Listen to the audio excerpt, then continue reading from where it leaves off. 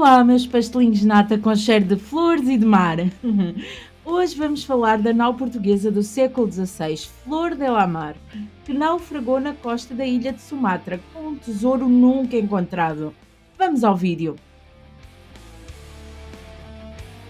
Com um poderoso peso de 400 toneladas e mais de 35 metros de comprimento, navegou os mares pela primeira vez em 1502, na Segunda Armada de Vasco da Gama rumo à Índia, sob o comando de Estevão da Gama, primo do nosso célebre navegador, e participou em 1509 na icónica Batalha de Diu. Estou a falar de um ícone da tecnologia marítima, a magnífica nau portuguesa Flor de la Mar, que também é mencionada como Flor do Mar e Frau de la Mar nas crónicas portuguesas do século XVI. Construída nos estaleiros da Ribeira das Naus em Lisboa, a imponente Flor de la Mar fez parte de várias campanhas coloniais ao longo de 9 anos de serviço na frota portuguesa. A nau começou a sofrer danos físicos logo no regresso da sua primeira viagem à Índia. Pela sua grande envergadura, após carregada de especiarias, a nau tornava-se difícil de manobrar, e mais ainda nas correntes rápidas do Canal de Moçambique e do Cabo Correntes. Em 1503, a Flor de la Mar regressava a Portugal sob o comando do navegador galego João da Nova, quando sofreu um rombo no casco ao passar a costa de Moçambique. Este rombo foi severo ao ponto de ter ficado parado em Moçambique por quase 2 meses para reparações, só chegando a Portugal já no final de 1503. A nau voltaria a enfrentar um problema semelhante na mesma região em 1506, ficando atracada em Moçambique para reparações que desta vez levaram quase 10 meses. Entra aqui uma curiosidade. Em fevereiro de 1507 cruza-se com a Flor de la Mar e o seu comandante João da Nova, ainda parados em Moçambique para reparações, a 8ª Armada de saída da Índia sob o comando de Tristão da Cunha. O navegador, que apenas um ano antes descobrira e dera o seu nome ao arquipélago mais isolado do mundo, ordenou que as suas tripulações ajudassem a reparar a Flor de la Mar, que descarregassem a sua carga de especiarias para outra embarcação, ou rumo a Portugal, e rebocassem a nau vazia. Nada por João da Nova, a Flor de la Mar participou na conquista da ilha de Socotra, no Iêmen, liderada por Tristão da Cunha, que ordenaria a João da Nova que permanecesse no mar da Arábia Ocidental, onde a nau integraria o esquadrão de patrulha de Afonso de Albuquerque. Por esta altura, a Flor de la Mar tinha 5 anos de existência, mas uma rodagem de muitas léguas e muita violência marítima. Mas isso não a impediu de ainda participar em mais umas quantas aventuras notáveis sob a liderança do Leão dos Mares, Afonso de Albuquerque. No mesmo ano de 1507, João da Nova e a Flor de la Mar seguiram Afonso de Albuquerque na conquista das cidades de Curiate e Mascate, em Omã, de Corfação, nos Emirados Árabes Unidos, e de Hormuz, no Irão. Se achas que fazes muitas horas extra, imagina o que seria o teu banco de horas se fosse uma nau portuguesa do século XVI. Vai, mas a trabalhar, homem. Pois é, Afonsinho. A Flor de la Mar não se ficou por Hormuz e ainda se lançou mais uma vez aos mares, desta vez para mais uma aventura icónica e colossal, e que mudaria o mundo, ao transferir o domínio comercial das especiarias do mundo muçulmano para Portugal e posteriormente para outras potências europeias. Em 1509, a Flor de la Mar serviu como nau-capitânia de Dom Francisco de Almeida na Batalha de Diu. Pessoal, estou a pensar fazer um vídeo sobre a Batalha de Diu, o que acham? Por favor, comentem se gostariam de um vídeo sobre este tema. Eu acho que é um tema muito interessante. Neste mesmo ano, o notável João da Nova acabou por falecer em Cochim, e Dom Francisco de Almeida, terminado o seu mandato como vice-rei das Índias, planeava levar a Flor de la Mar de regresso a Portugal. Porém, Afonso de Albuquerque, o Leão dos Mares e segundo governador da Índia portuguesa, quis manter a nau na Índia e com ela ainda conquistaria Goa em 1510. As navegações eram sempre aventuras muito desafiantes e muitas vezes chegavam a ser muito violentas. Do Porto de Lisboa, contornando a costa do continente africano até chegar à Índia e posteriormente à Malásia, as embarcações enfrentavam ondas capazes de deixar frotas à deriva por semanas ou a tirá-las contra rochedos, ventos contrários e até águas surpreendentemente pouco profundas a quilómetros da costa, que destruíam os cascos das embarcações, ao ponto de não raras vezes provocarem o naufrágio. Considerando tudo isto, é compreensível que em quase 10 anos de existência, a nau Flor de la Mar já tivesse sido submetida a manutenções consideráveis e que mesmo assim não estivesse nas melhores condições. É que, na verdade, a maioria das naus apenas conseguia render 3 a 4 anos de serviço. Não obstante, a Flor de la Mar partiu em mais uma aventura em 1511. Rumou à Malásia, mais concretamente à cidade de Malaca, como nau capitânia, ou seja, como navio-chefe da frota. Neste caso, sob liderança de Afonso de Albuquerque. A nau estava em condições tão precárias que, segundo cronistas da época, a tripulação não queria embarcar e Albuquerque decidiu comandá-la ele mesmo para dar o exemplo e motivar os homens. E agora, preparem-se, porque começava um mistério que dura até hoje. Segundo reza a história, Afonso de Albuquerque mandou carregar a Flor de la Mar com o saco da cidade de Malaca, reduziu ao mínimo o número de tripulantes e partiu com mais 2 navios rumo a Cochim.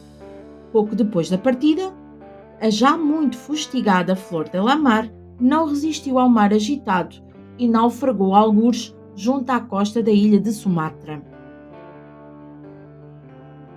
Quando a Flor de la Mar navegava ao longo do estreito de Malaca, foi surpreendida por uma tempestade e encalhou nos baixios do estreito.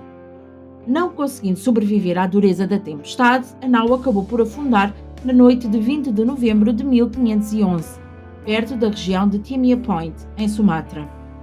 A muito custo, Albuquerque e parte dos tripulantes conseguiram salvar-se usando uma jangada improvisada, mas, juntamente com aqueles que não se conseguiriam salvar, a preciosa carga foi também engolida pelas águas. A pergunta inevitável: onde está o tesouro da Flor de la Mar? Foram feitas várias tentativas para localizar a nau naufragada e resgatar o seu espólio. Porém, a Flor de la Mar e o seu tesouro permanecem desaparecidos até hoje, fascinando os caçadores de tesouros da atualidade. Investigações mais recentes indicam que, a quando do naufrágio, a nau se partiu em 2, e a partir deste ponto, começamos a encontrar informações dissonantes e até contraditórias. Se umas fontes indicam que a Flor de la Mar carregava 60 toneladas de ouro, outras fontes indicam 80 toneladas, além de outros bens de valor, entre os quais 2 leões de ouro, que equivaleriam, tudo isto, a mais de 2 mil milhões de euros. Há também quem coloque a possibilidade de embarcações locais terem na altura aproveitado as águas pouco profundas para saquear a maior parte da carga logo pouco depois do naufrágio. Em 1992, o arqueólogo marítimo norte-americano James Sinclair acreditava ter uma boa ideia de onde se encontrava a Flor de la Mar, mas acabou por nunca avançar para a efetiva descoberta do tesouro, porque, segundo ele, o governo da Indonésia, que juntamente com a Malásia ladeia ali o estreito onde aconteceu o naufrágio, pedia percentagens consecutivamente maiores, inviabilizando financeiramente o projeto. Como dita a velha máxima da economia, não há almoços grátis. Não deveria o saco de Malaca pertencer a Malaca e a nau de Portugal pertencer a Portugal? Enfim. É também interessante notar que Jim Sinclair atualmente trabalha financiado pelo magnata também norte-americano Carl Allen, que em 2017 vendeu a sua empresa de sacos de lixo e investiu largos milhões na caça de tesouros, mais especificamente em encontrar navios com valiosas cargas naufragados ao largo das Bahamas. Parece-me que, a ser encontrada a Flor de la Mar, haveriam mais bocas que espólio. A Flor de la Mar pode continuar desaparecida no fundo das águas, mas Malaca quis eternizar este episódio da história partilhada entre Malásia e Portugal e ergueu um museu que nada mais é senão uma réplica da nau. Inaugurado em 1994, o museu propõe-se a mostrar o papel da cidade de Malaca como ponto nevrálgico do comércio em todo o Sudeste Asiático e acaba também por evidenciar a dimensão cultural da presença portuguesa no Oriente.